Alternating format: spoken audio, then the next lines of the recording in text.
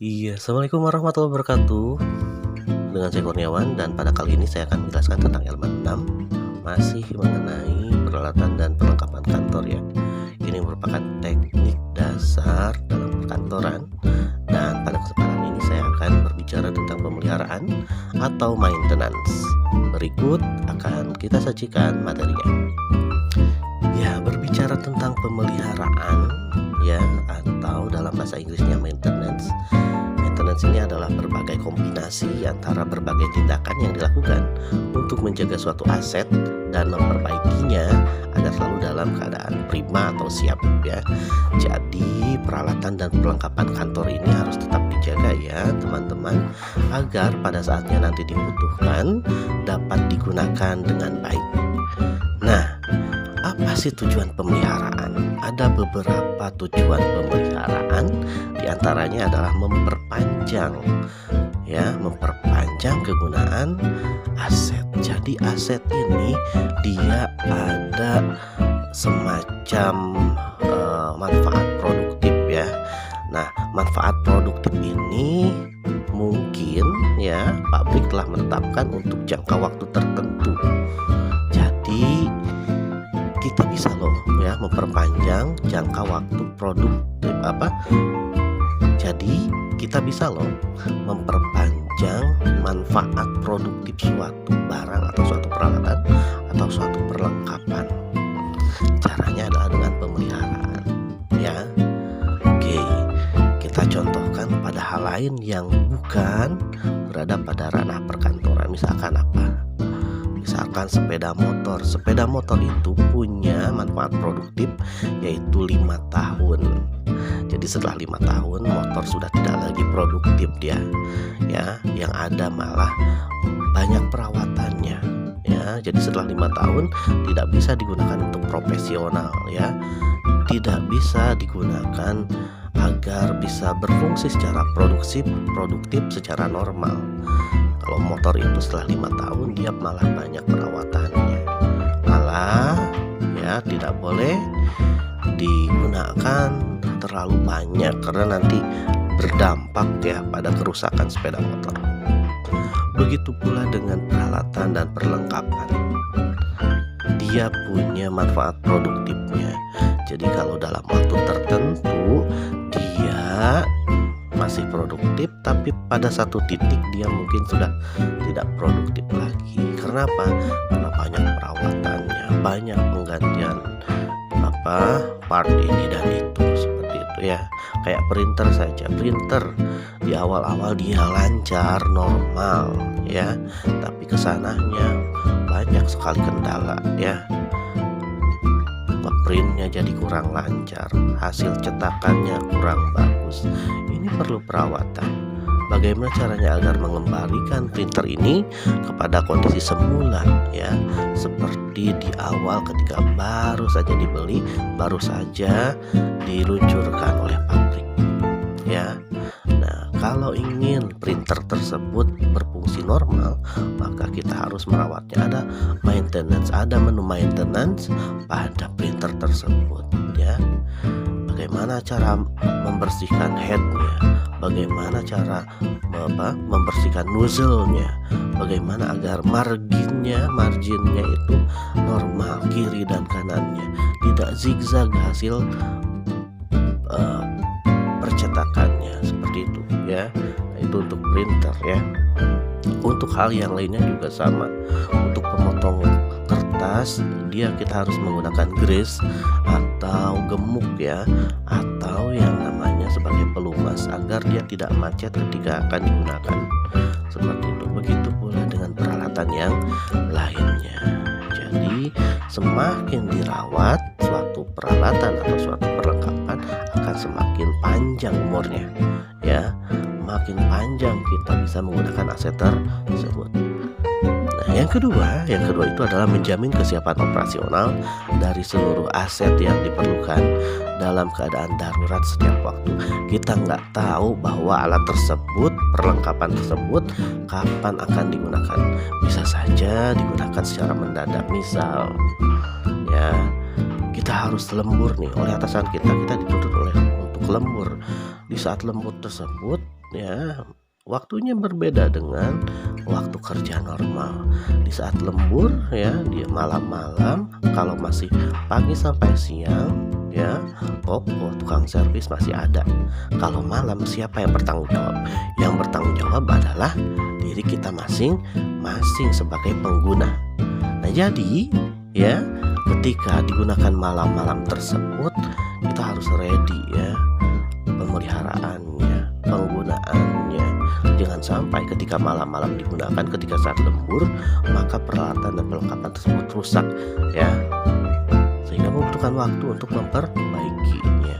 Kemudian di saat malam, siapa yang buka ya? Service center mana yang buka? Tidak ada ya. Kita yang harus menyelesaikan sendiri, kita yang harus memelihara sendiri, kita harus memperbaiki sendiri, seperti itu. Yang ketiga adalah menjaga kualitas pada tingkat tepat untuk memenuhi apa yang dibutuhkan oleh produk itu sendiri, dan kegiatan produksi tidak terganggu ya. Ya, betul sekali. Jadi bagaimana caranya agar si peralatan dan perlengkapan kantor ini dia berfungsi dengan baik? Agar apa?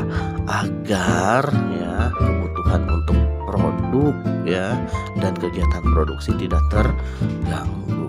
Di kesekretariatan kita memang tidak berbicara tentang itu, tapi di sektor lain seperti bagian produksi itu sangat berguna ya. Apa jadinya mesin kalau tidak dirawat ya? Kalau tidak dirawat tadi ya, fungsinya jadi kurang baik. Kemudian yang tadinya bisa menghasilkan beberapa ratus unit, karena kerusakan akhirnya tidak dapat melakukan hal tersebut, dan ini sangat berdampak bagi perusahaan. Dampaknya apa? Dampaknya adalah kerugian. Yang keempat ini adalah mencapai tingkat biaya pemeliharaan serendah mungkin dengan melaksanakan kegiatan pemeliharaan secara efektif dan efisien. Nah, kita menginginkan bahwa pemeliharaan ini dana yang dialokasikan itu seminim mungkin. Untuk pemeliharaan itu butuh biaya gitu ya, butuh biaya. Perlengkapan dan peralatan ini memerlukan biaya perawatan. Nah, dengan perawatan secara berkala itu dapat meminimalisir biaya-biaya kerusakan. Intinya seperti ini. Kalau kita merawat, biayanya lebih rendah dibandingkan dengan harus memperbaiki bahkan sampai mengganti. Memelihara itu murah ya, dibandingkan kita harus memperbaiki atau membeli bisa ratusan juta. Oke, kalau di perkantoran mungkin hanya jutaan sampai puluhan juta, tapi di sebuah perusahaan besar, dia untuk satu peralatan harganya bisa sampai puluhan atau ratusan juta rupiah. Apa yang terjadi ketika kita harus mengganti? Kerugian ya, kerugian material harus diterima oleh perusahaan. Yang kelima, membantu mengurangi pemakaian dan penyimpangan di luar batas dan menjaga modal yang diinvestasikan. Betul. Jadi kelima aspek ini sebetulnya saling berkaitan ya, saling berkaitan. Nah, kenapa harus dipelihara? Ya, agar dapat diketahui penggunaan yang semestinya, yang sewajarnya itu seperti apa. Ya, dan lagi seperti ini, peralatan dan perlengkapan itu punya batas ya, punya batas penggunaan. Kalau printer saja dia dibatasi oleh jumlah eksemplar ya. Jadi sampai berapa ribu eksemplar dia bisa lancar dalam melakukan pencetakan ya. Kalau kalian perhatikan, printer saja dia untuk beberapa ratus lembar dia mungkin masih oke, masih lancar ya.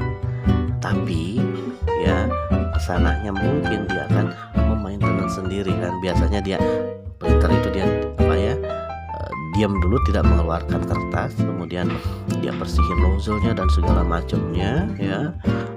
Dia memperbaiki sendiri keadaannya. Kalau menurut bahasa kita istirahat dulu kayaknya ya. Nah, seperti itu. istirahat dulu komputernya ya.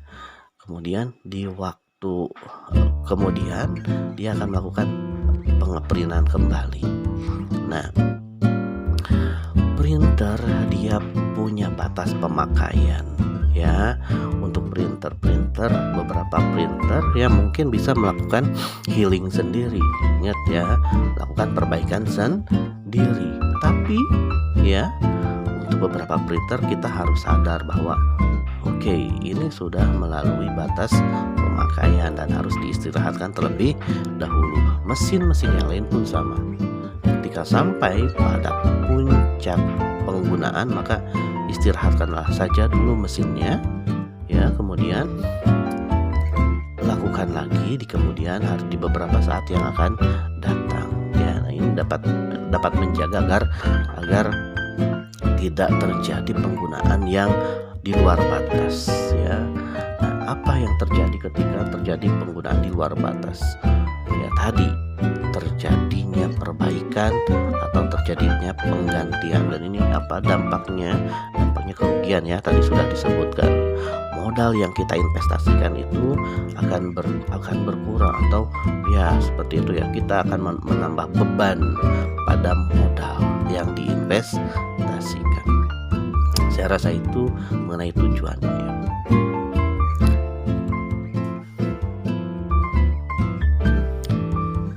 Yang kedua adalah jenis-jenis pemeliharaan. Oke, kita bahas tentang jenis-jenis pemeliharaan ya. Yang pertama ada preventive maintenance. Preventif ya, preventif menurut bahasa preventif itu adalah tindakan pencegahan. Nah, dalam definisi ini, preventive maintenance adalah pemeliharaan yang dilakukan dalam periode waktu yang tetap atau dengan kriteria tertentu pada berbagai tahap proses produksi ya. Tujuannya agar produk yang dihasilkan sesuai dengan rencana, baik mutu, biaya ataupun ketepatan waktunya. Betul. Jadi kinerja kita itu harus tetap terjaga ya. Kita tidak mau bahwa kinerja kita ini terganggu. Anda sebagai sekretaris tidak mau kan terganggu kinerjanya hanya karena peralatan dan perlengkapan yang tidak lengkap atau rusak. Dijaga agar kinerja Anda dapat memuaskan, dapat menyelesaikan pekerjaan dengan tepat ya, dengan waktu yang singkat, artinya tidak terganggu hanya untuk mengurusi perlengkapan dan peralatan ya, seperti itu. Perlengkapan habis itu membutuhkan waktu, kita harus beli ya. Peralatan rusak itu pun sama, kita harus perbaiki dan itu butuh waktu, seperti itu.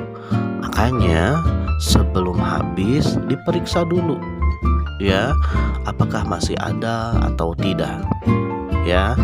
Nah, makanya sebelum rusak ya harus diperiksa terlebih dahulu, jangan sampai pada saat digunakan ya tidak berfungsi sama sekali. Yang kedua adalah schedule maintenance. Nah, ini adalah bertujuan untuk mencegah terjadinya kerusakan ya. Jadi kalau biasanya ya perusahaan itu melakukan maintenance ya, itu secara berkala ya, entah itu bulanan, 3 bulanan atau trimester atau setiap semester ya, atau setiap tahun. Nah, tujuannya apa tadi ya? Agar peralatan dan perlengkapan tetap prima, seperti itu. Yang ketiga adalah predictive maintenance ya, artinya pemeliharaan di mana pelaksanaannya didasarkan pada kondisi aset. Pemeliharaan prediktif ya, seperti itu. Nah, ini ya harus dilakukan secara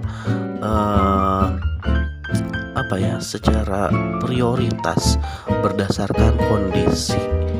Jika sudah terjadi gejala misalkan ya, jadi kalau predictive maintenance ini dia perawatan berbasis gejala. Jadi kalau printer itu sudah ada gejalanya, dia sudah agak macet-macet ya, marginnya sudah error, kemudian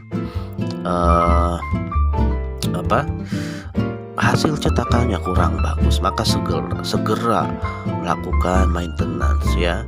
Karena ada semacam prediksi bahwa gejala seperti itu adalah gejala-gejala timbulnya kerusakan pada printer. Maka sebelum merusak harus diperbaiki terlebih dahulu. Artinya kita memprediksikan sesuatu yang mungkin terjadi pada peralatan dan perlengkapan kita. Ya, selanjutnya yang keempat adalah emergency maintenance. Nah, ini adalah pemeliharaan aset yang memerlukan penanggulangan yang bersifat darurat agar tidak menimbulkan akibat yang lebih parah. Ya, nih handphone kadang kita ya terjadi semacam hal yang tidak diinginkan, misalkan terkena air. Ya, ketika terkena air ada beberapa hal yang harus kita lakukan. Yang pertama adalah mencabut baterai ya dari handphone tersebut. Yang kedua, tidak menggunakan atau tidak mengaktifkan handphone tersebut.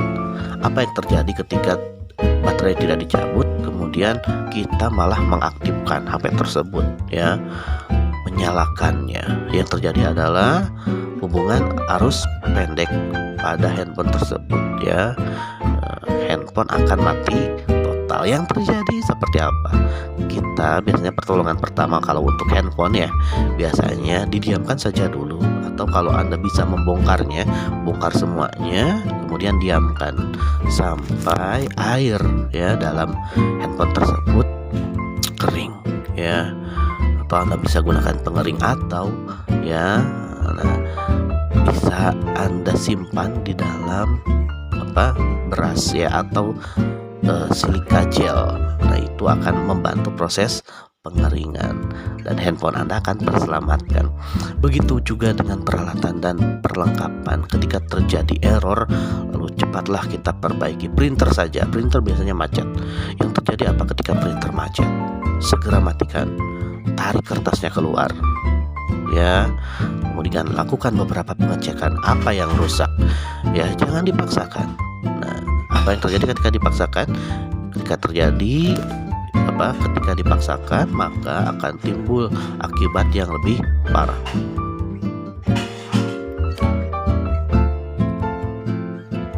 Selanjutnya adalah breakdown maintenance ya. Nah, ini adalah pemeliharaan yang bersifat perbaikan jika terjadi ketika aset mengalami kegagalan. Kalau emergency tadi ya baru timbul gejala tapi belum rusak total ya. Hampir sama sih dengan prediktif ya. Kalau prediktif dia gejalanya mungkin ringan-ringan saja, tapi emergency udah mengkhawatirkan ya, seperti itu. Nah, kalau breakdown dia betul-betul ketika peralatan mengalami kegagalan ya, peralatan rusak ya, maka harus diperbaiki seperti itu ya. Nah,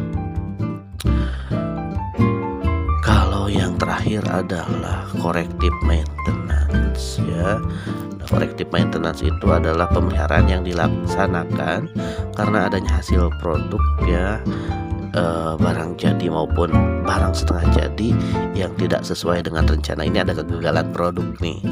Harusnya tadi kayak kalau kita membuat produk itu kualitasnya A, grade-nya A, tapi menurun ya, ada BS-nya, maka yang terjadi adalah mungkin ya ada kegagalan dalam peralatan. Nah, ini ya, jika terjadi hal seperti itu, ini dinamakan sebagai corrective maintenance.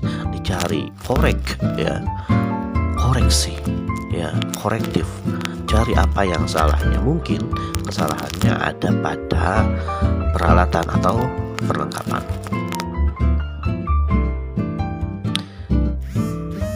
Nah, selanjutnya adalah pencetakan dokumen. Materi tentang pencetakan ini berkaitan dengan mesin print ya, printer ya. Nah, ada beberapa jenis alat atau mesin pencetak dokumen. Yang pertama adalah printer laserjet. Nah, kita seringkali mendengar ada printer yang namanya printer laserjet.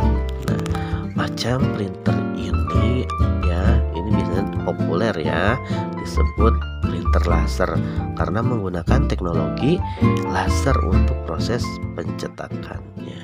Nah, ada yang tahu ya seperti apa? Oke, ini saya tampilkan printer laser jet gitu ya, seperti itu. Maka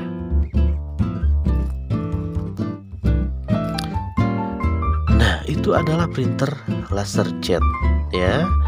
Jadi proses operasionalnya ya, pertama-tama laser akan ditembakkan pada benda sejenis drum ya, dan akan menjadi tempat untuk membuat pola gambar yang akan dicetak. Jadi setelah itu drum tersebut berputar melalui tonernya yang merupakan jenis tinta untuk laser berbentuk bubuk padat ya. Kemudian pada bagian drum listrik akan mengambil toner tersebut, selanjutnya menggunakan kombinasi antara tekanan dan panas ya. Tinta yang ada pada drum tersebut dipindahkan ke atas kertas. Cara kerjanya seperti itu ya. Nah, ada beberapa keunggulan dari printer laser jet ya. Di antaranya adalah dia sangat cepat ya, dan cartridge-nya dia bisa bertahan lebih lama. Kalau tinta printer biasa dia mungkin ya ini menurut pengalaman ya, dia untuk yang originalnya ya hanya sampai habis saja. Tapi ketika diisi ulang dia akan memunculkan banyak masalah. Kalau printer biasa seperti itu. Nah, ini kalau laser jet dia akan bertahan lebih lama.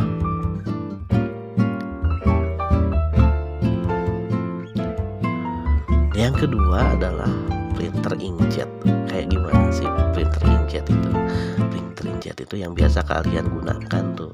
Nah, kalau di lab OTKP ada printer inkjet.